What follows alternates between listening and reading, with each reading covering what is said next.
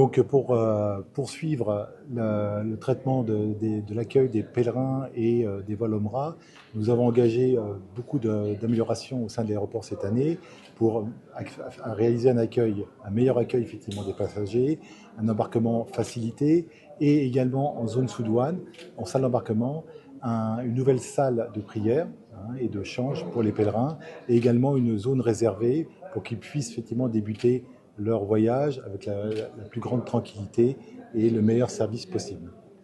شركة تفتون وضعت استراتيجية متكاملة وسخرت كل الإمكانيات المادية والبشرية لتقديم أفضل التسهيلات للمسافرين، وذلك بتوفير المرافق الضرورية من بيت صالات، بيت تغيير الملابس، فضاء مميز للمعتمرين لضمان أريحيتهم، وذلك هذا كان بتناغم الجهود مع جميع السلطات المحلية بالمطار.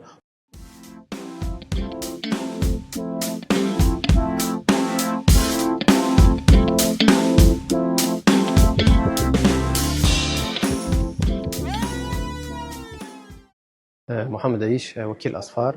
اليوم متواجدين في مطار نفيذة الدولي في تدشين أول رحلة مباشرة إن شاء الله من مطار النفيذة إلى مطار الأمير محمد بن عبد العزيز في المدينة المنورة. الحمد لله ولات عندنا رحلات مباشرة من مطار النفيذة. كما تعرفوا لومبلاسمون استراتيجيك تاع مطار النفيذة قرب برشا المسافات. الحقيقة أنا كوكيل أسفار اليوم معتمر نتاعي إذا كان موجود في قيروان، في سوسة، في المنستير، حمامات، في النفيذة، يعني فماش علاش ديبارو الخمسة متاع العشية باش يقوم الأربعة متاع الصباح، يولي يجي قبل بساعتين ثلاثة المطار يخلط إن شاء الله الديبار متاعو.